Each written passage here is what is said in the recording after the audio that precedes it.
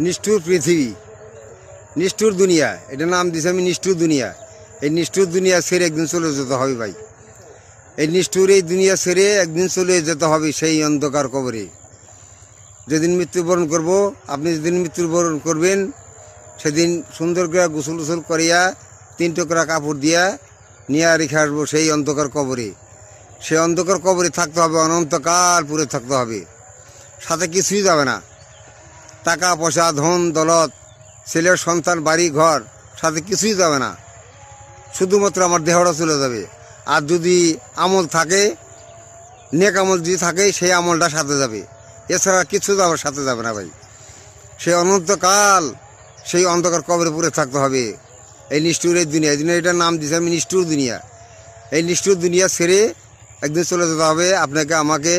আমরা এই দুনিয়া থাকতে পারবো না, এই দুনিয়া আমাদেরকে রাখবে না, দুনিয়া ছেড়ে একদিন চলে যেতে হবে। এই দুনিয়াটার নাম দিয়েছি আমি নিষ্ঠুর পৃথিবী, নিষ্ঠুর দুনিয়া। এই দুনিয়া ছেড়ে একদিন চলে যেতে হবে।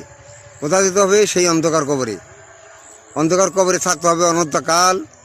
সেই অন্ধকার কবরে জানি না ফেরেশতারা কী ব্যবহার করবে, আল্লাহ আমাদের সাথে কী ব্যবহার করবে। তবে যদি ভালো নেক আমল করে যেতে পারি, ভালো ভালো আমল যদি করে যেতে পারি, তাহলে কবরে শান্তিতে থাকা যাবে। আর যদি ভালো নেক আমল না থাকে ভাই, তাহলে কঠিন শাস্তি ভোগ করতে হবে, কঠিন শাস্তি ভোগ করতে হবে সেই অন্ধকার কবরে। কাজেই ভাই, এই নিষ্ঠুর পৃথিবী, নিষ্ঠুর দুনিয়া ছেড়ে আমরা চলে যাব। আমরা ভালো ভালো আমল করে দিন যাইতে পারি। ভালো আমল নিয়ে গেলে কবরে শান্তি আছে। ভালো আমল যদি না থাকে তাহলে কবরে অশান্তি, মানে খুব শাস্তি ভোগ করতে হবে ভাই। মনে রাখেন কথাটা। তে ভালো আমল করবে, ভালো ভালো নেক আমল করে দুনিয়া বিদায় হয়ে যেতে পারি আমরা। আল্লাহ তুমি তৌফিক দান করো আমাদেরকে।